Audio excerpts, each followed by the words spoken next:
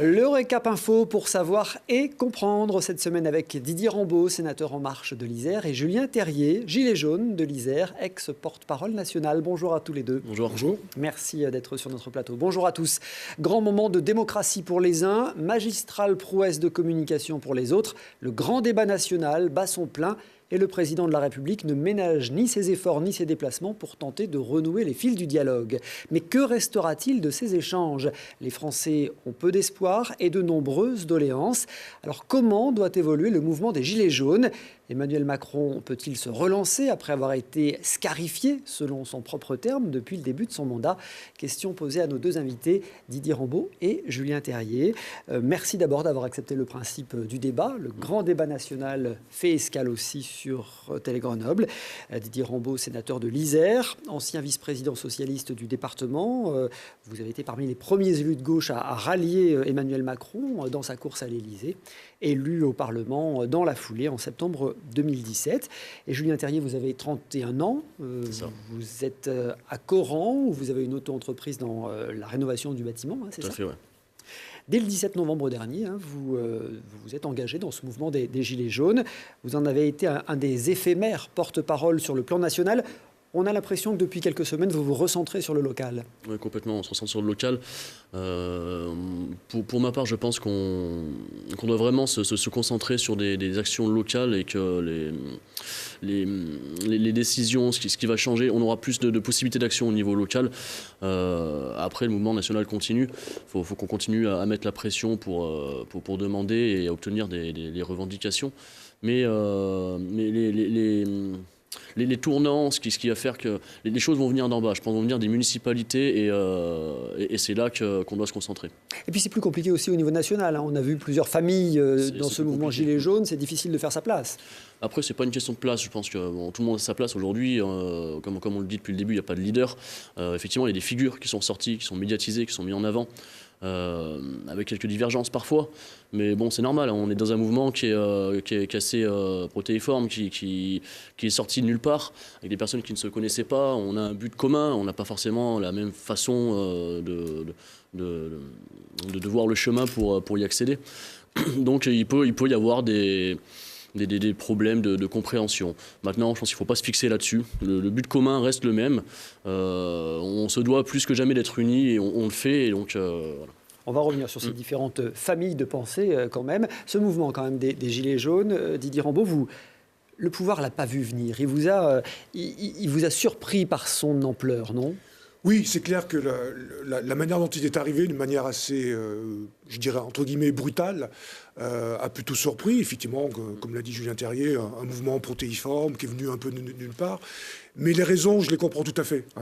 Bon, je crois que c'est un mouvement qui est latent depuis quelques années. Certains élus locaux disent on sentait quand même monter une certaine tension. Vous savez, moi, j'habite dans ce qu'on appelle le périurbain, un peu ces zones entre deux métropoles, où effectivement, on observe depuis quelques élections quand même une poussée des extrêmes, pour des raisons bien précises, parce que la qualité de service public notamment n'est pas la même que dans les agglomérations, parce qu'on ne peut pas se soigner aussi comme dans les agglomérations, et aussi parce qu'on ne peut pas se déplacer comme dans les agglomérations. On n'a pas une qualité de transport collectif, ou pour faire la moindre chose, pour aller travailler, pour aller consommer, pour se divertir, pour que nos enfants puissent aller étudier, finalement, le seul mode de transport, c'est la voiture. Si vous l'entendiez, tout ça, pourquoi ne pas avoir agi ? Finalement, c'est un soubresaut salvateur. Écoutez, moi, je considère que le projet présidentiel d'Emmanuel Macron avait bien senti cette France-là, cette France périphérique. Bon, on a pris des mesures progressivement, sûrement insuffisantes. Et la preuve, bon, il y a eu cette taxe carbone qui est arrivée, qui avait été, quand même, je rappelle, décidée par le gouvernement précédent, qu'il fallait mettre en application. Et puis ça a été, je crois, la goutte d'eau qui a fait déborder le vase. Donc pas surpris finalement sur les raisons de cette colère. Voilà. Et donc je comprends les revendications au départ, qui me paraissent légitimes, fondées. Elles ont évolué ? C'est pas les mêmes aujourd'hui ? Je pense qu'aujourd'hui, alors d'abord, on pourra échanger sur la manière dont le mouvement s'oriente. Je crois que, voilà, moi je pense qu'à un moment donné, il faut s'arrêter parce que c'est devenu un petit peu un rituel. Je crois que si chaque samedi, on a droit à des manifestations qui engendrent de la violence, de la haine, à des slogans anti-parlementaires, remettant en cause les élus, je pense que là, on peut toucher quand même à la démocratie. Je comprends vraiment les revendications du départ. Et très franchement, il me semble que je comprends Julien Terrier aussi, qu'il veut travailler dans ce sens-là, pour lesquels il faut apporter des réponses. Julien Terrier, les revendications du 17 novembre, on a l'impression, c'est vrai qu'elles étaient beaucoup sur la fiscalité et qu'aujourd'hui elles ont dévié et qu'on parle plus de démocratie participative, d'institutions. C'est clairement ça. Mais en fait, elles n'ont pas vraiment changé, les revendications, c'est toujours les mêmes, sauf qu'on les défend différemment. Ce mouvement, c'est vrai que chacun, un petit peu dans son petit rond-point, a mis en avant ses revendications. Et on veut aujourd'hui plus les défendre chacun de son côté, et on veut faire une cause commune, donc on veut tous les défendre ensemble. On n'est plus nombriliste à défendre ses propres intérêts aujourd'hui. Et les Gilets jaunes, citoyens français, on défend vraiment la cause commune et les difficultés de tout le monde. Donc le seul moyen qu'on a trouvé pour défendre cette liste de revendications, c'est de mettre un outil démocratique en place et de nous permettre aujourd'hui de s'exprimer et de donner la voix, de pouvoir faire en sorte que chaque citoyen puisse s'exprimer et agir en tout cas sur la vie politique et l'avenir du pays. Alors ce week-end, c'est l'acte 12 de cette mobilisation. Emmanuel Macron a dit à des journalistes qu'il a rencontrés cette semaine, les gilets jaunes sur les ronds-points n'ont rien à voir avec ceux qui manifestent à Paris. Selon lui, ils ont été infiltrés par 40 à 50 000 militants ultras qui veulent la destruction des institutions. Vous partagez ? Totalement. Oui, écoutez, on voit maintenant les dernières manifestations. Quand même, à chaque fois, on va avoir droit de la violence, de la casse, des villes qui vont être en état de siège. Quand on voit tout ce que ça va coûter à l'État, aux collectivités locales, moi, je le dis très sincèrement, y compris à mon interlocuteur, il faut que ça s'arrête, quoi. On a compris les revendications. Mais je veux dire, ça devient un rituel. Je veux dire, le mouvement, à mon avis, n'a pas besoin de continuer à exister à travers des démonstrations de force violentes. Il y a un débat, il y a un grand débat national. C'est le moment de tout mettre sur la table, effectivement, ce qu'on souhaite, ce que les Français. Il faut écouter les Français. Et puis après, on va regarder ce qu'on peut faire, effectivement. Julien Terrier, il faut que ça s'arrête.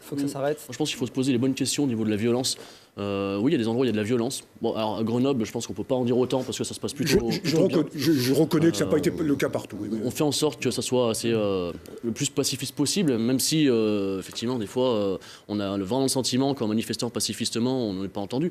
Ce qui a fait qu'on soit médiatisé au début, c'est quand même les violences à Paris. Même si moi, je ne les cautionne pas, c'est ce qui a fait qu'on a été mis en avant. Aujourd'hui, ça fait deux. Il n'y a pas qu'à Paris. Il y a eu des préfectures qui ont été détruites. Tous les radars ont été mis à ça. Les radars, c'est un symbole aussi. Les péages autoroutiers aussi. Mais sans ça, je pense qu'on n'aurait pas eu le même impact aujourd'hui. On n'aurait pas eu Monsieur Macron qui aurait fait des allocutions pour pouvoir nous répondre. Aujourd'hui, ça fait 3 semaines quasiment, depuis le début de l'année, qu'on manifeste beaucoup plus pacifistement que sur la fin de l'année 2018. Et là, par contre, on a un sentiment d'être oublié. Mais à quoi ça sert encore ? Pardon, la question qui se pose, c'est à quoi ça sert encore de manifester ? La sonnette d'alarme, elle a été tirée, le débat est ouvert. Elle a été tirée, mais on n'a pas vraiment l'impression d'avoir un retour par rapport à ça. Alors, on a un grand débat qui est mis en place, on va y participer, mais on a le sentiment d'être enfumé par rapport à ça. Parce que les revendications, elles sont connues, justement. Ça fait quand même un moment, ça fait 3 mois maintenant qu'on les met en avant. Je pense qu'aujourd'hui, on aurait pu être en capacité de mettre un référendum en place et de nous demander, oui ou non, est-ce que, par exemple, le RIC, vous êtes d'accord ou pas ? Je pense qu'à la majorité, ça passerait. Je ne pense pas qu'on a besoin d'attendre encore 3 mois de grands débats alors que les revendications, on les connaît. Et ça fait l'escalade de la violence parce que quand on n'a pas le sentiment d'être entendu, les gens vont durcir le mouvement alors que ce n'est pas forcément l'intention principale au départ. On n'a pas le sentiment d'être entendu, c'est ce que vous me dites aujourd'hui, parce que le débat commence à peine. Oui, mais bon... Excusez-moi, mais le débat commence à peine, vous n'avez pas été entendu. Je me permets de vous rappeler quand même qu'au Parlement, fin décembre, nous avons voté quand même des mesures, déjà des premières mesures en faveur du pouvoir d'achat, à hauteur de 10 milliards d'euros, la hausse de la prime d'activité, la fin de la hausse de la CSG pour les retraités, la défiscalisation des heures supplémentaires, la défiscalisation pour les entreprises qui souhaitaient accorder des primes de fin d'année à leurs salariés. Donc c'était quand même, je pense, c'est une première avancée. C'est une première ébauche, on est bien d'accord. C'est une première ébauche. Je vous remercie de non, mais c'est une première ébauche. On est peu à avoir ressenti, par contre, le résultat de ces mesures. Et on attendait quelque chose de beaucoup plus massif que ça. Je pense que là, aujourd'hui... 10 milliards d'euros. 10 milliards et demi d'euros. Oui, non, mais voilà, après, on va nous dire où trouver l'argent, il faut trouver l'argent, etc. Et du coup, on le récupère à côté. Je pense qu'il y a des choses beaucoup plus importantes que ça. On entend beaucoup parler de l'évasion fiscale, par exemple. On a entre 80 et 110 milliards d'euros, je crois, dehors, et qui sont validés par des traités européens, par la Constitution européenne, par la libre circulation des capitaux. On ne peut pas les récupérer. Quand on nous dit où trouver l'argent, on sait où est l'argent. Là, il y a des choses, il faut vraiment qu'on ait un retour par rapport à ça, parce qu'on a l'impression d'être sur une taxation punitive. C'est toujours les mêmes qui sont taxés, et il y a un écart qui se crée, et on a le sentiment d'avoir le président des riches, comme on l'entend depuis le début. Messieurs, on va revenir sur le fond des doléances dans un instant. Je veux rester encore un petit peu sur ce mouvement. On évoquait les différentes familles, les différentes tendances. Gilets jaunes, le mouvement, Gilets jaunes libres. On a vu apparaître un autre, je ne l'ai pas noté, il y en a un autre encore, l'Union jaune. On voit bien qu'il y a différentes familles, différentes obédiences politiques aussi derrière ces différents mouvements. Comment doit évoluer le mouvement des Gilets jaunes? Vous ne vous voyez pas manifester encore pendant 6 mois? S'il le faut, on le fera. S'il le faut, on le fera.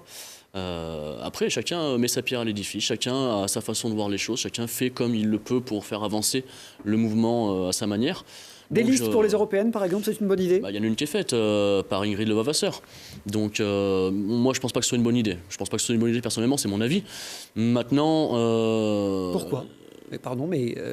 Parce que c'est trop tôt. Ça fait 3 mois qu'on est dans le mouvement. À la base, nous ne sommes pas des personnes politisées, donc on va se lancer dans le grand bain des élections européennes. Non, puis voilà, puis après on va jouer aussi un petit peu la division des suffrages. Donc je pense pas que ce soit à notre avantage. Maintenant, si grâce à son action on en tire peut-être quelque chose, donc je vais pas lui jeter la pierre. On n'est pas là, je pense, pour se tirer dans les pattes entre nous. Donc moi en tout cas, je vais pas jouer à ce jeu-là.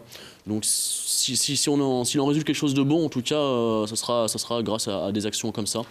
Donc, à ceux qui disent que ces listes finalement, elles n'arrangent qu'un camp politique, celui d'Emmanuel Macron. Ouais. C'est ça. Quand je parle de division des votes, c'est clairement ça. On voit très bien qui est en avant. Vous avez le parti LREM, derrière vous avez le Rassemblement national, et après derrière vous avez, selon les sondages, le parti des Gilets jaunes. Qui prend des voix du coup au Rassemblement national, un petit peu à la France Insoumise, voilà. Et qui permet à la République En Marche d'être en tête. Voilà, donc c'est un petit peu cet argument qui est mis en avant. Donc c'est pour ça que je pense qu'au niveau des suffrages, ça pose problème. Mais ces listes Gilets jaunes, Didier Rambaud, elles arrangent plutôt la République En Marche. D'abord, électoralement parlant. Il est inscrit dans la Constitution que les partis politiques concourent à la démocratie. Je veux dire, alors, liberté totale aux Gilets jaunes de s'organiser. Bon, effectivement, on voit que c'est quand même ce mouvement est quand même très, très protéiforme, comme on dit, pour utiliser ce terme à la mode. Cette liste qui a été annoncée, elle a déjà un peu du plomb dans l'aile. Quand même, pourquoi faire des listes? D'abord, c'est une élection européenne. Donc j'espère qu'à l'occasion de cette élection européenne, on va parler de l'Europe, qui en a grand besoin. Moi, je suis inquiet de voir cette évolution nationaliste, tous ces populismes qui sont en train de naître dans différents pays. Et puis on voit bien qu'à travers des sujets, vous avez évoqué l'évasion fiscale. C'est pas seulement à l'image de la France que ça pourra se régler, mais au contraire, avec une Europe unie, forte, pour pouvoir avancer. Bon, maintenant, je n'ai pas à me mêler de savoir dans chaque mouvement s'ils doivent partir ou non aux élections.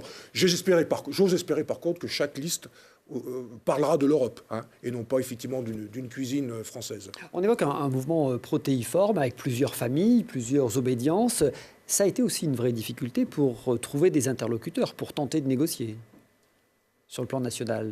Négocier avec les Gilets jaunes, finalement, on s'est rendu compte que c'était très compliqué et que le pouvoir politique n'avait pas d'interlocuteur. Oui, et c'est un peu dommage, parce que je veux dire, c'est un peu la force française, cette négociation. Je veux dire, et ça a démontré aussi un peu le problème qu'on a aujourd'hui, cette faiblesse des corps intermédiaires. Moi, je souhaite d'ailleurs que ces corps intermédiaires, et notamment les syndicats, puissent à nouveau rejouer un rôle. Est-ce que depuis le début de son mandat, c'est pas Emmanuel Macron qui les a un petit peu soit ignorés, soit atténués? Je pense qu'ils étaient... on a fait un constat de la place qu'ils avaient dans le pays. Vous savez, Il y a eu l'élection d'Emmanuel Macron, ça a été un séisme politique. Hein, tout ça, c'est la faiblesse des partis politiques, la faiblesse des syndicats, des organismes consulaires, qui n'avaient plus de confiance dans le pays, qui n'avaient plus d'interlocuteurs. Et donc, il faut peut-être progressivement... Je crois qu'il faut tirer une leçon de tout ce qui se passe aujourd'hui et il faut le restaurer. Je veux dire, y compris à travers les manifestations, moi, ce que je veux dire. Pourquoi il y a ces problèmes de violence, etc. Parce qu'elles sont pas déclarées. Elles ne sont pas organisées, il n'y a pas de service d'ordre, on n'est pas d'accord sur les itinéraires, et ça crée des problèmes. Il n'y en avait pas ces problèmes-là avant avec les syndicats, parce qu'ils avaient cette capacité de pouvoir organiser ces manifestations, et je souhaite retrouver cela. Oui, après, c'est ce qui fait aussi que voilà, les syndicats, ça fait combien d'années qu'ils militent et qui sont dans la rue, encadrés, avec des manifestations déclarées, et finalement, il n'y a pas grand-chose qui change. On continue à foncer droit dans le mur. Parce qu'ils ont leur représentativité, malheureusement, est un peu faible. Voilà, il faut qu'eux aussi... Nous, notre mouvement, il a une représentativité avec 80% de soutien derrière de la population. 70-80 entre les deux. Oui, maintenant, il y a soutien, je pense que c'était un soutien à vos revendications, encore une fois. Même au mouvement lui-même. Je pense que ça a dû sûrement... la médiatisation... fortement baissé. La médiatisation a fait en sorte qu'on montre en avant et qu'on mette en avant la violence, mais c'est pas le cas. Moi, c'est pas ce que je vois. La participation aux manifestations n'est pas énorme. Reconnaissez-le. Regardez, il y a eu plus de monde à les manifestations sur le climat dimanche dernier, celle en faveur de la défense de la République. Parlez pas ensemble, messieurs, sinon on a du mal à heureusement que les gens s'inquiètent pour le climat. Sur la mobilisation. La mobilisation, elle grandit. On voit toujours de nouvelles têtes sur les manifestations. Nous, on était fin d'année sur Grenoble, on était entre 600, 700, 1000. Là, début d'année, on est passé à 1500, 3000. Là, sur Valence, on va être entre 5000 et 10 000. Elle grandit cette mobilisation. Et le soutien, il est toujours là, malgré les 3 mois de mobilisation. C'est vrai aussi qu'on parle de 70 000. 80 000, allez, disons même 100 000 manifestants sur le plan national. 110 000, et on parle aussi d'une mobilisation des foulards rouges de 110 000 personnes, je crois, alors qu'on ne les a pas vus. Moi, je pense que voilà, il y a une manipulation quand même des chiffres pour moi et des manifestants. Il y a ce qu'on voit à la télé, hein, voilà. Il y a ce qui est montré à la télé. On est capable aujourd'hui d'apprécier le nombre de manifestants. Donc je pense qu'il faut vraiment faire attention à ça. Mais médiatiquement, voilà, c'est sûr qu'on est complètement dénigré. Alors on est mis en avant, mais pas sous le bon jour. Moi, sur les mobilisations, je vois pas de la violence. Moi, je vois des personnes qui viennent en fauteuil roulant, je vois des gens qui viennent avec leurs enfants, je vois des retraités beaucoup qui se mobilisent. Et eux, ils sont pas venus pour se faire gazer, ils sont pas venus pour envoyer des pavés sur les policiers. C'est à partir de 18h, effectivement, où on n'a peut-être pas forcément la même population qui vient sur la manifestation. Mais la journée, les 3000 personnes que j'ai, moi, en tout cas, dans le cortège, c'est des gens qui sont pas là pour en découdre. Hein. Monsieur le sénateur, si j'entends bien ce que vous nous dites finalement, aujourd'hui, il y a une minorité qui est très bruyante. Il faut faire attention de ne pas surestimer les chiffres ? Oui, voilà, je veux dire quand même, entre le mi-novembre, où effectivement il y a eu 300 000 Français dans les ronds-points, et aujourd'hui, reconnaissez que la mobilisation n'est plus la même. Hein, je veux dire, je pense qu'un grand nombre de Français ont quand même été heurtés par un certain nombre d'images, la manière dont le mouvement a évolué. Hein, je veux dire, des appels à l'émeute. Hein, je veux dire, je sais pas, vous étiez porte-parole nationale. Je ne sais pas si vous avez eu l'occasion de fréquenter M. Drouet, M. Nicole. Je veux dire, les propos qui sont tenus dans une démocratie et dans notre République aujourd'hui ne sont pas acceptables. Mais quelle démocratie ? C'est là, en fait, on a un gros problème à ce niveau-là. Quelle démocratie ? Parce qu'on se dit dans une démocratie. Pays, liberté, égalité, fraternité. En fait, trouvez-moi un pays au monde. J'ai eu cette discussion avec le préfet de l'Isère, justement, où on parlait du RIC. Et le RIC, aujourd'hui, référendum initiative citoyenne, qu'on met en avant dans nos revendications. On nous dit aujourd'hui que c'est illégal. On est dans une démocratie qui est représentative. Mais ça n'existe pas, une démocratie représentative. Ça veut dire qu'on... c'est clairement une oligarchie, en fait. C'est le peuple. Non. C'est le peuple qui est représenté par des élus démocratiquement élus. C'est très clair. Et la majorité. Et la démocratie, c'est la majorité. Et quand le vote blanc n'est pas pris en compte et que finalement la représentativité n'est que de 23% à peu près, je crois, par rapport à son élection, ça ne représente pas la majorité des gens. Mais si on va revenir sur les vote blanc, on peut en parler, oui. Ouais. Juste un mot quand même sur les propos tenus par Éric Drouet qui appellent au soulèvement. Est-ce que, pour vous, il va trop loin ? il devrait faire attention à ce qu'il dit, je pense, un peu plus, parce que déjà qu'il est quand même assez pointé du doigt au niveau de la justice. Maintenant, lui, il pense que c'est comme ça qu'on fera avancer les choses. Il y a beaucoup qui partagent ses pensées aussi. On a l'impression de patauger. Ça fait comme 3 mois, effectivement, qu'on se mobilise. Mais est-ce que c'est ça, finalement, ce que veulent les Gilets jaunes aujourd'hui? C'est le soulèvement, c'est la destruction des institutions qu'évoque Emmanuel Macron. Non, il y a un rejet de l'institution. La destruction, non, ils ne veulent pas une destruction des institutions. On veut, il y a clairement un rejet.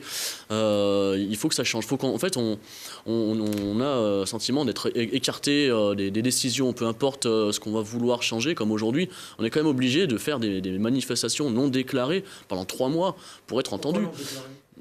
Parce qu'on ne peut pas déclarer, nous ne sommes pas justement un syndicat, on peut pas prendre...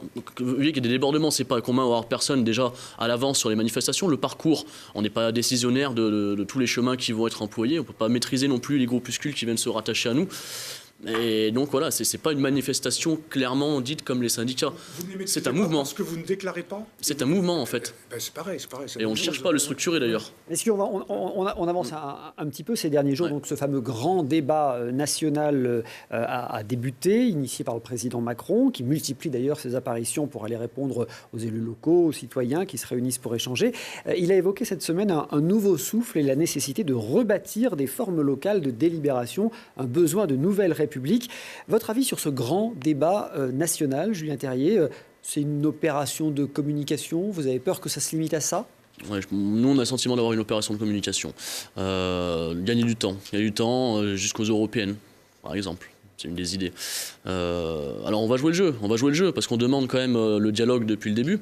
Donc si on arrive avec quelconque résultat par rapport au grand débat, malgré que les revendications qui vont sortir sont déjà connues, oui, tant mieux. Donc on va jouer le jeu. Vous allez d'ailleurs organiser à Grenoble un débat, vous, hein? Oui, j'en ai organisé un le 10 février qui sera 2 rue du Vieux-Temple. Alors il faut s'inscrire par contre sur le groupe Facebook pour pouvoir venir. On aura 150 places disponibles. On va faire une première partie avec 2 thèmes abordés qui seront la démocratie, citoyenneté et la fiscalité. Selon la participation qu'on aura en tout cas et les résultats, on passera sur la deuxième partie, on traitera les 2 autres thèmes courant mars avant la fin. Votre volonté, vous le dites, c'est de jouer le jeu, de montrer que vous êtes de bonne volonté. Mais on va continuer à se mobiliser par contre pour mettre la pression, maintenir la pression et qu'on ait vraiment un résultat, parce qu'on n'a pas le sentiment d'avoir un résultat et on ne sait pas comment vont être traitées justement les synthèses et les remontées de ce grand débat. Didier Rambaud, on sent qu'il y a une vraie attente. D'abord, je me réjouis d'être en face d'un gilet jaune plutôt constructif qui s'inscrit dans ce débat et c'est très bien. Et puis je dirais, quelque part, vous pouvez vous réjouir de ce grand débat national parce que vous l'avez indirectement provoqué, donc vous avez obtenu quelque chose. C'est un résultat qui ne serait pas arrivé sans ça. Alors je rappelle, il y a eu le premier train de mesures, plus de 10 milliards d'euros en faveur du pouvoir d'achat, et puis ce grand débat national. Alors effectivement, c'est quand même quelque chose d'inédit. Je crois que c'est une première en France. C'est clair, vous le dites. Et je vous remercie. Où c'est la première fois où chaque Français peut s'exprimer de diverses manières à travers Internet, en apportant des contributions et effectivement par le biais de réunions locales. Il faut reconnaître que c'est plutôt un succès. Moi, j'avoue que je me suis demandé comment ça va marcher, assez sceptique. Quand je vois les premiers chiffres, le site Internet du Grand Débat National, plus d'1 200 000 consultations, 3 000 réunions à ce jour sont déjà programmées, 500 000 contributions qui sont remontées. Ces derniers jours, j'ai été appelé par des maires qui m'ont dit finalement, voilà, je ne souhaitais pas organiser ce débat, mais ils se rendent compte qu'il y a un peu une poussée, une pression de leurs habitants pour le faire. C'est une occasion unique. On a vu aussi des débats en direct, 2 fois avec le Premier ministre et 1 fois avec le Président de la République, avec des Français. Voilà. Mais de quoi va accoucher cette montagne, finalement? C'est important. Mais l'attente, elle est là. On pourra parler de succès à la fin, je pense, Je suis d'accord. Effectivement, je vais être très clair avec vous. Si c'est un débat pour sortir d'une affaire, ça serait terrible. Et puis, je vais vous dire très franchement, ça remettrait en cause la deuxième partie du quinquennat d'Emmanuel Macron, qui a quand même une volonté, avec sa majorité, de continuer à réformer et à transformer ce pays.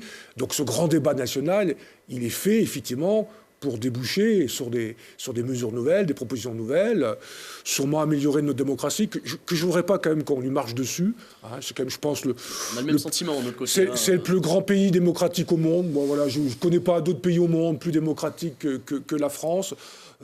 Je crois en ces institutions. Ça dépend ce qu'on appelle une démocratie. Si on reprend les termes de la démocratie, c'est pouvoir au peuple. Non, le peuple, oui, mais ça, c'est la racine du mot démocratie. Donc, mais oui, le peuple est représenté, est au pouvoir. C'est ce que vous dites. C'est la démocratie représentative. Voilà. Nous sommes il est représenté par c'est une démocratie par ses élus, démocratie. Alors je suis d'accord qu'il faille sûrement la faire respirer davantage, notre démocratie, hein, à tous les échelons, l'échelon communal, etc. D'accord. Reconnaissons-le aussi, je suis prudent, hein, je vois sur Grenoble la municipalité qui voulait un peu renouer avec une forme de démocratie participative. En 2016, ils ont essayé de passer un... Je ne suis pas sûr que ça a été un grand succès. Ah non, ça a été refusé. Donc il faut bien réfléchir sur ces modalités. Voilà. Donc, et puis, ça a été refusé par le gouvernement, le RIC, qui voulait mettre Grenoble en place. Revenons à l'essentiel peut-être, parce que et à l'origine de ce mouvement, hein, qu'est-ce qui fait que ce mouvement, ça a explosé? C'est le bien vivre des Français, c'est les questions du pouvoir d'achat. C'est pas un référendum ici ou là, ou davantage de démocratie participative, encore une fois, qu'il faut regarder de près, hein, mais qui va améliorer le sort de nos citoyens. On va revenir sur le fond de ces questions, sur le grand débat. La participation très directe du président de la République, Emmanuel Macron, qui mouille la chemise, faut le reconnaître. C'est un exercice. Il s'en sort bien ou pas? Il serait temps. Il serait temps, parce qu'on a attendu un moment avant d'avoir un résultat. Il a trop attendu. Il mouille la chemise, mais bon, maintenant, l'image et le fait de mouiller la chemise, ça ne changera pas les choses. Et comme je dis, on pourra parler de succès, je pense, à la fin du grand débat, lors des synthèses et lors des réformes qui seront mises en place. Là, on pourra parler d'un succès quand on sera là. 2 Français sur 3 sont très sceptiques et estiment que ça entraînera ni changement de style, ni changement de méthode, selon un sondage Elab. Déjà, au niveau de la construction du grand débat, je pense qu'on aurait pu faire beaucoup plus simple, déjà. Il y a le maire de Valence, par exemple, qui s'est exprimé il n'y a pas longtemps, qui disait qu'il payait déjà la mise en place de cette fumisterie par rapport au grand débat, du fait de la mobilisation dans sa ville. Tous les maires ne sont pas forcément d'ailleurs pour le grand débat. On a la municipalité de Grenoble qui n'est pas forcément pour, celle de Saint-Martin non plus. Plus simple, pardon. On aurait pu, dans chaque circonscription, dans chaque département, faire un tirage au sort avec des personnes assez disperses, des ouvriers, des infirmières, des retraités, des étudiants. Donc limiter le nombre de gens au débat alors. Limiter le nombre de personnes au débat et pour ressortir des revendications, des points qui concernent tout le monde. Pour une fois, c'est moi qui vais être davantage participatif que vous. Ouais, mais bon, si on veut derrière faire une synthèse générale avec toutes les comptes rendus que vous remettez nous, on doute vraiment de cette synthèse générale qui va être mise en place derrière, hein, sincèrement. Il y a un boulot monstre derrière et en plus, ça est traité par le gouvernement et plus par le... Il y a quand même un comité de garants, hein, qui est chargé de veiller à la bonne tenue. Parce que ça a mal commencé déjà avec Mme Jouanneau qui s'est retirée déjà du grand débat à la Paz et ça a été repris. Oui, un peu surpris d'ailleurs. Oui, on peut en parler, Mme Jouanneau, effectivement. Messieurs, vous avez été assez critique d'ailleurs. Hein. Ah oui, je trouve qu'elle est présidente de cette commission nationale du débat public, avec un salaire assez confortable. Je veux dire, on parlait de 13 000 euros. Je crois que c'est 15 000 euros. Ouais. Donc je pense, voilà. Donc, elle n'a pas honoré sa fonction. Donc, voilà. Voilà qui est dit. Allez, je propose qu'on en vienne à certaines des doléances qui s'expriment sur les cahiers ou dans les débats.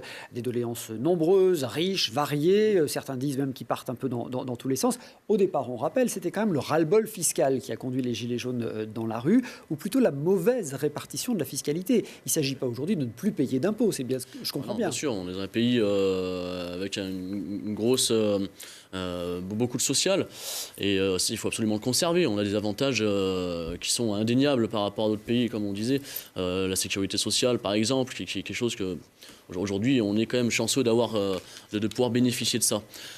Donc il faut complètement le garder. Par contre, effectivement, c'est au niveau de l'équilibre, au niveau de la redistribution des richesses. Et là, on a un vrai sentiment, une vraie problématique. Et on sent vraiment qu'on a une caste, une classe de personnes aisées qui sont aidés, qui sont mis en avant, épargnés par la fiscalité, et une fiscalité punitive qui retombe sur les ménages qui sont aujourd'hui en difficulté et qui au 10 du mois déjà sont le couteau à la gorge et n'arrivent pas à finir. Et là on voit, on a encore une hausse sur des produits alimentaires, c'est nous, ça va toucher ces personnes ça va toucher nos ménages français, ça va toucher les artisans. Didier Rambaud, c'est une nouvelle fois le procès du président des riches. Sur ce qu'a dit M. Terrier, je suis d'accord avec lui, qui veut davantage de justice fiscale, davantage de répartition de la richesse. Je peux être que d'accord avec vous. Moi, je me suis engagé dans la vie publique très jeune pour cela. Si tout le monde est d'accord, c'est formidable. Voilà. Après, c'est effectivement comment on s'y prend. Effectivement, demander aux riches de contribuer davantage, il faut y arriver. Mais je me méfie aussi des slogans. Voilà. J'en ai pâti dans le passé. Voilà, je me souviens d'un François Hollande, discours du Bourget. Mon seul adversaire, c'est la finance. Nous allons taxer 75% à partir d'1 million d'euros par mois. Bon, on a vu ce que ça a donné. Moi, au-delà du symbole, je sais bien les symboles. On se fait plaisir. Vous n'avez pas encore parlé d'ISF, mais on va y arriver. Je suis pas forcément pour le retour de l'ISF. Je pense que c'est un symbole. Effectivement, c'est le symbole des riches contre les pauvres. C'est ce qui est mis en avant. Je pense qu'il y a d'autres solutions pour remettre un équilibre fiscal, en tout cas. Et voilà, il va falloir qu'on les amène. Mais on va converger, finalement, je me rends compte. C'est l'objet du grand débat national. C'est clair que l'ISF... Ça existait depuis 80. C'était François Mitterrand on l'appelait à l'époque l'impôt sur les sur l'impôt sur les grandes fortunes. C'est pas pourtant que tous les problèmes avaient été résolus. Je veux dire, on sait aujourd'hui, j'entends sur certains ronds-points, rendez-nous l'ISF. Oui, très bien, 3 milliards, à peu près 3 milliards et demi aujourd'hui. C'est même ailleurs. Mais voilà, on est d'accord. La taxe GAFA, par exemple. La taxe GAFA, effectivement, c'est un nouveau phénomène. C'est géant de l'internet, GAFA pour nos auditeurs, Google, Amazon, Facebook. Et Microsoft, parce qu'on parle de GAFAM maintenant. Oui. Voilà. Donc le gouvernement français là-dessus, hier après-midi au Sénat, lors des questions d'actualité, Bruno Le Maire, ministre de l'économie, a annoncé effectivement un futur projet de loi pour commencer aux Gilets jaunes, là, pour le coup, parce que sinon on aurait attendu. Non, ça avait commencé avant. Le gouvernement français avait cette volonté. Mais il y avait une fin de non-recevoir de l'Europe. Il y avait une fin de recevoir de l'Europe. Mais vous avez vu entre-temps l'OCDE, les 145 pays de l'OCDE convergent effectivement pour aller vers le kérosène ou le fuel pétrolier, par exemple. Vous avez des choses qui sont mises en place par rapport à ça, ou les lobbies, parce qu'on a une écologie on va dire punitive au niveau des taxes, c'est-à-dire qu'on nous jette la pierre à nous en tant qu'automobilistes, par exemple, parce qu'on consomme, alors qu'on nous a fait passer aujourd'hui pour des gens qui n'étaient pas écologistes à la base, alors qu'au contraire, en fait, on est vraiment sensible à l'écologie. Quand on parlait de baisse des taxes au niveau du gasoil, c'était pas pour rouler plus et polluer plus. C'était parce que les taxes qui étaient utilisées derrière, elles n'étaient pas utilisées pour la transition écologique en totalité, c'est-à-dire juste à 20%, la TICPE. C'est le moins dans le budget de l'État, je me permets de vous rappeler. Budget de l'État. Oui, et en plus, on partait sur une transition écologique, sur le véhicule électrique, alors qu'on sait déjà d'emblée qu'aujourd'hui, c'est pas un projet qui est viable à long terme. On est en train de nous refaire comme avec le diesel, on dit voilà, il faut changer de véhicule, on produit, on consomme, on achète, et puis dans 10 ans, on va nous dire finalement, voilà, maintenant, il faut plus de centrales nucléaires, on ne sait pas retraiter les batteries, etc. Donc on attend un vrai projet, on attend quelque chose. On veut bien investir, on veut bien payer des taxes, mais il faut que ça serve à quelque chose. Il faut de la clarifier, oui. Qu'est-ce qu'on fait pour ça voilà. Cette transition écologique, monsieur le sénateur, on a l'impression qu'elle a du mal à passer parce qu'on a aussi l'impression qu'elle a reposé aussi très longtemps sur la fiscalité punitive des moins favorisés. Je suis un peu d'accord avec vous, effectivement. C'est pas très bien passé. Le problème, c'est qu'aujourd'hui, on est devant un défi climatique, le réchauffement, c'est une réalité. Voilà. Je crois qu'il y a un grand nombre de Français qui sont très sensibles. Je me réjouis de ces manifestations qui se sont déroulées il y a quelques jours en faveur du climat. Les transports contribuent, hélas, à l'émission des gaz à effet de serre. Et donc le diesel. Mais effectivement, on remonte la boucle. Aujourd'hui, qui roule en diesel et quels sont les habitants qui roulent en voiture? Qui a des maisons mal isolées? Et voilà. Mais il y a tout un travail, il y a un ambitieux programme de... La pollution, il n'est pas là. C'est pas le diesel, le gros de la pollution. Non, pas que là. Il y a les 15 plus gros cargos du monde. C'est autant de pollution que tout le parc mondial automobile. Il y a tous nos logements qui sont mal isolés. Sûrement, j'ai cru comprendre que vous travaillez dans le secteur. Oui. Donc bien cerner le sujet. Je pense aussi qu'il faut peut-être territorialiser aussi ce type de mesures.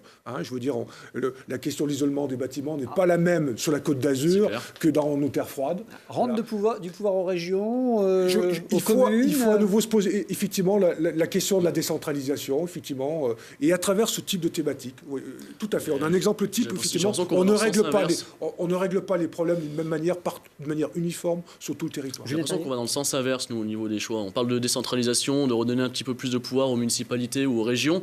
Et à contrario, on s'engage de plus en plus dans l'Europe, on perd un petit peu notre souveraineté par rapport à la politique, par rapport aux institutions.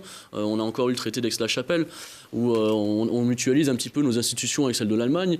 On s'enfonce encore un petit peu plus dans l'Europe. Ne soyez pas contradictoire avec ce que vous avez dit tout à l'heure, que je partageais, sur les questions d'évasion fiscale, sur la taxe sur les GAFAM. Ce n'est pas à l'échelle uniquement de la France qu'on pourra régler le problème. C'est clair, c'est clair. D'accord. Donc il nous faut une Europe, il nous faut une meilleure Europe, alors plus démocratique sûrement, beaucoup plus lisible, beaucoup plus proche des citoyens. Est-ce qu'on va pouvoir agir dessus, parce qu'on a l'impression d'avoir affaire à une grosse machine dans laquelle on est en train de s'enfoncer. Est-ce qu'il ne va pas être trop tard? Il y a une super technocratie. Oui, on a vu qu'avec le glyphosate, par exemple, il y a eu un vote majoritaire pour l'interdiction du glyphosate au niveau de l'Assemblée européenne. Je crois que c'était 80% des parlementaires qui avaient voté, il me semble, pour l'interdiction du glyphosate. Et du coup, ça a été reprolongé de 5 ans. L'autorisation. Si vous voulez qu'on fasse une parenthèse sur le glyphosate, je veux bien. On ne va pas être trop long sur le glyphosate. En revanche, sur l'Europe, ce que vous dites m'interpelle. Il y a des gilets jaunes qui sont, par exemple, pour le rétablissement de certaines frontières, notamment des frontières économiques. La frontière, ouais, plutôt économique, voilà. Parce que la sortie de l'Europe, abordons-le clairement, la sortie de l'Europe, je pense qu'aujourd'hui, ça devient compliqué de rester dans cette Europe-là, en tout cas. Renationaliser, non, il faut qu'on garde cette union des pays, c'est très important, ça fait notre force, mais ça ne doit pas faire notre faiblesse. Aujourd'hui, économiquement, c'est en train de nous détruire. On a vu la Grèce, comment ça s'est passé, on a vu l'Espagne, on est en train de suivre le même chemin, donc à un moment, il faut qu'on réagisse. Mais si je peux quand même revenir sur le glyphosate, en une seconde, parce que c'est un sujet quand même qui préoccupe un grand nombre de citoyens. Il se dit beaucoup de fausses nouvelles là-dessus. L'Europe était partie à nouveau pour autoriser le glyphosate pour 10 ans. Grâce à l'action de la France et du président de la République, ça a été ramené à 5 ans. Et Emmanuel Macron dit, en France, essayons de faire mieux. Dans les 3 ans, essayons d'interdire le glyphosate. Oui, il a aussi dit qu'on n'y arriverait pas dans les 3 ans. Parce qu'effectivement, il y a aussi la question du devenir de l'agriculture, mais c'est quand même un objectif d'y arriver. Il nous reste quelques minutes. On évoquait tout à l'heure la citoyenneté et la démocratie. Vous avez parlé du RIC, ce référendum d'initiative citoyenne, ce RIC qui hérisse le Premier ministre, selon son propre jeu de mots. La reconnaissance du vote blanc. On en parle depuis plusieurs années, je veux bien, mais bon, une élection par définition, c'est pour élire des représentants. Et que je sache, le blanc n'a pas de représentants. Voilà. Bon, voilà. Je pense qu'on peut se faire plaisir, effectivement. Et encore une fois, je ne suis pas sûr que c'est ça qui va améliorer le sort de nos concitoyens. Mais pourquoi pas? Trop de parlementaires. Députés, sénateurs. Alors, je me permets de vous rappeler que le président de la République a mis sur la table un projet de révision de la Constitution l'été dernier. Bon, ce projet a été suspendu pour les raisons que l'on sait. Il y avait 2 principes, c'était de réduire le nombre de parlementaires et d'apporter une dose de proportionnelle. Bon, vous le savez, il y a 577 députés à l'Assemblée nationale, 348 au Sénat. Réduire un petit peu, je pense, oui, effectivement. Il y a peut-être trop de parlementaires qui chacun veut déposer un grand nombre d'amendements, ça peut faire un peu de temps, pourquoi pas. Les Gilets jaunes évoquent aussi des parlementaires qui pourraient être tirés au sort sur les listes électorales. Non, parce que c'est contraire au principe de la démocratie représentative. On ne tire pas au sort nos représentants, on les élit. Juste sur le référendum, le chef de l'État a dit qu'il n'était pas hostile à un référendum. On sent que c'est d'ailleurs une des réponses qui sera apportée au mouvement des Gilets jaunes. Mais certains ont la crainte de voir dans ce référendum uniquement des questions liées aux institutions opposées et du coup un peu moins à la fiscalité. En gros, on va demander aux Français s'ils sont pour la réduction du nombre de parlementaires qui ne fait pas un grand débat, mais on ne leur demandera pas leur avis sur l'ISF. Après, nous quand on demande un référendum, le RIC, il ne fonctionne pas comme ça. C'est une pétition. C'est une pétition qui est mise en place par une personne qui doit atteindre un certain nombre de signatures. Si ce nombre de signatures est atteint, qui doit être défini d'ailleurs. On parle de 700 000 signatures. On peut parler de 700 000 signatures. S'il est atteint, c'est déjà une grosse pétition, 700 000 signatures. Honnêtement, il faut les atteindre. Elle doit être derrière étudiée, prise par une assemblée citoyenne ou l'Assemblée nationale et proposée sous forme de référendum aux populaires, donc à la France entière, à tous les citoyens, à tous les électeurs. Et derrière, selon le résultat, ça doit être obligatoirement appliqué. Et vous voyez ce référendum quand, tous les combien, sur quel type de questions Après, pour atteindre une pétition de 700 000 signatures, déjà, ça n'arrivera pas tous les jours. Sur quel type de questions? Alors, je vois souvent dire ouais, on va remettre la peine de mort, on va revenir sur le mariage gay, etc. Mais je pense pas, honnêtement, je pense qu'il faut faire confiance aujourd'hui à l'intelligence collective. Je vois pas pourquoi. Pourquoi on ferait plus confiance à une poignée d'élus qui aujourd'hui d'ailleurs ne nous représentent plus, et on voit très bien que ça ne va pas dans le bon sens. Aujourd'hui, c'est les gilets jaunes qui, avec leur conscience collective, font en sorte de faire bouger les choses parce qu'on voit que ça ne bouge pas. Alors pourquoi on devrait plus faire confiance à une classe d'élus plutôt qu'au peuple entier? Je me permets de vous rappeler que les manifestations contre le mariage pour tous ont réuni beaucoup plus de manifestants que celles des gilets jaunes. Voilà. Donc, et heureusement qu'on est dans une démocratie représentative qui a permis cette avancée sociale. Oui, peut-être avoir 700 000 signatures. Par contre, au niveau d'un référendum derrière national, ça m'étonnerait aujourd'hui, en 2018 voire 2019, que les gens, en majorité, reviennent sur ce type de questionnement. Vous ne l'excluez pas? Non, c'est pas possible. Voilà. Pas possible. Moi, je m'interroge effectivement sur la dangerosité de ce type de référendum. En fait, on peut pas faire confiance que le peuple est plus, on dirait les choses, est plus con qu'une classe d'élus, du coup. Julien Terrier, vous me dites, ce RIC, ce référendum d'initiative citoyenne, c'est non négociable. Oui, c'est pour ça qu'on est revenu sur une revendication. C'est plus on parle de négociation. S'il doit en rester qu'une, c'est celle-là. Il n'en reste qu'une et c'est celle-là. Elle nous permettra de défendre par la suite toutes les autres. Donc non, nous ne voulons pas rentrer dans une négociation, c'est une exigence. Et monsieur le sénateur, vous répondez, le RIC, c'est une porte ouverte vers certains excès, vers certains dangers? Oui, tout à fait. Et encore une fois, je pense qu'on ne peut pas gouverner un pays comme la France, quand même la 5e puissance économique au monde, à coup de référendum. Qui en est sur des questions, à un moment donné, oui, il faut... Je pense que le peuple a besoin, effectivement, en dehors des élections, de pouvoir s'exprimer. Ça a été le cas lorsqu'on a mis en place l'élection, d'ailleurs, du président de la République en 62, suffrage universel, l'adoption du traité de Maastricht et d'autres référendums. Il n'y en a eu que 8 depuis 58, mais tous les 8 jours, non, je pense pas, c'est pas possible. Fin de ce grand débat national, relayé sur le plateau de Télé Grenoble. Le grand débat national lui-même aura lieu jusqu'à la mi-mars. Des milliers de cahiers de doléances remplis dans toutes les mairies remonteront vers l'Élysée, les enregistrements des grands débats aussi. Chacun attendra bien sûr ensuite de voir ce que ces propositions deviennent. On a entendu vos exigences. Didier Rambaud, Julien Terrier, merci. Merci d'avoir été les invités du Récap Info. Merci à tous de votre fidélité. Rendez-vous la semaine prochaine pour une nouvelle émission.